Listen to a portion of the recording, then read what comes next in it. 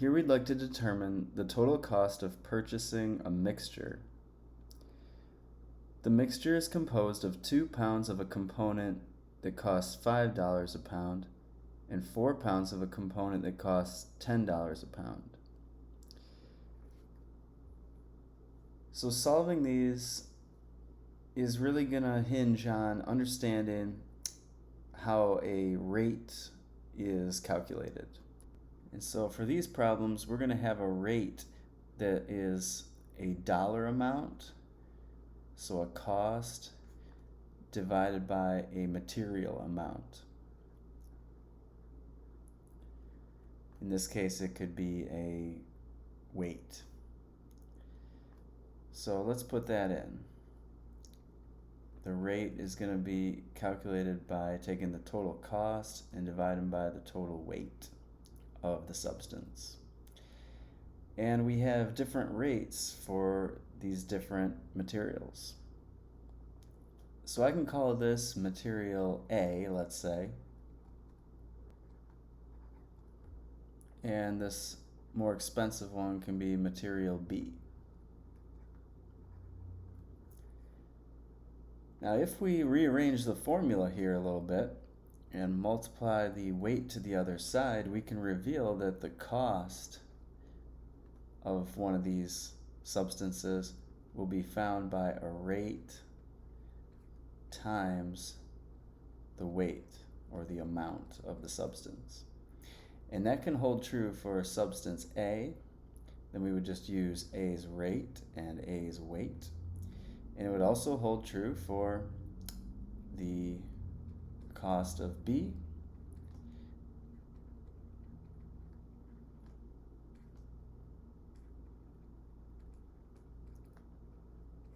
And we'll just use that little subscript of A and B to denote which material we're talking about. And now it's just going to come down to how do we calculate a total cost? Well, this is going to be the sum of the cost of material A plus the cost of material B. So I'm just going to do a little substitution here. In the place of cost of A, I'm going to put this rate times weight formula.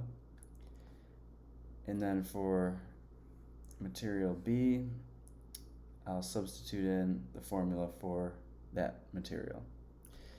All right, so let's see if we can rewrite our expression here. The total cost will then be the rate of A times the weight of A. And then the cost for B will be the rate of B times the weight of B. And that'll solve this question. All right, so let's plug in. Here we have our weights on the left, and then over here we have our rates. So for material A, it's 2 pounds at $5 a pound.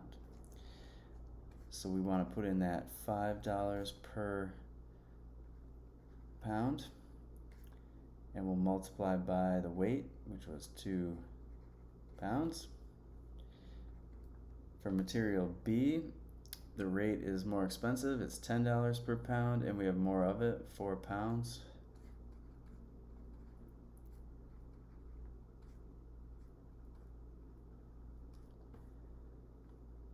So it looks like material A is going to contribute $10 to the total cost, and material B will actually contribute $40 to the total cost. That makes our final answer $50 for this question.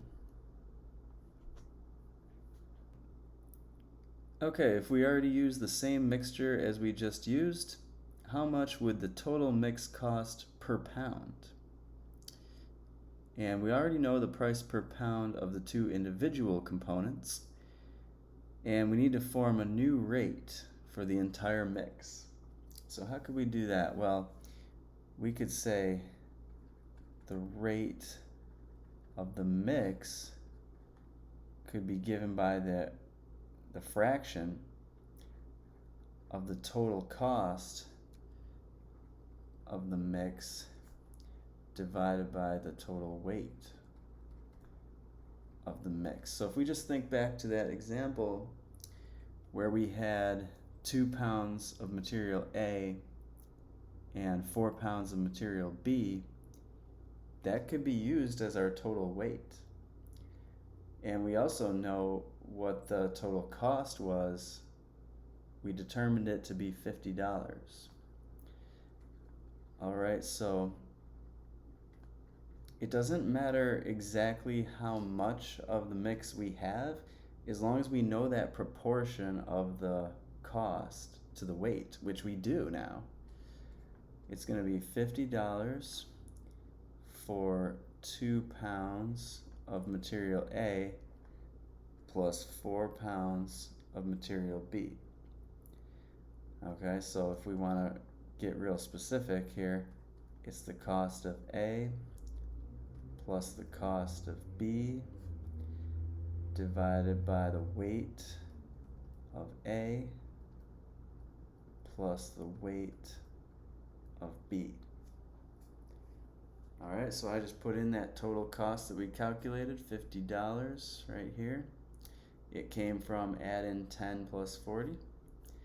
And then in the bottom, I added the total weights that we were given originally, 2 pounds for material A, 4 pounds for material B. And let's see what we get there. It'll be $50 for 6 pounds of the mix. So our rate of the mix will be about $8.33 per pound. It should be something between $5 a pound and $10 a pound, because those were the individual rates of the different materials. And if you mix them together, you want basically a weighted average. And it looks like the more expensive component was more heavily weighted because we have more of it. And so the final result ended up closer to 10 than 5.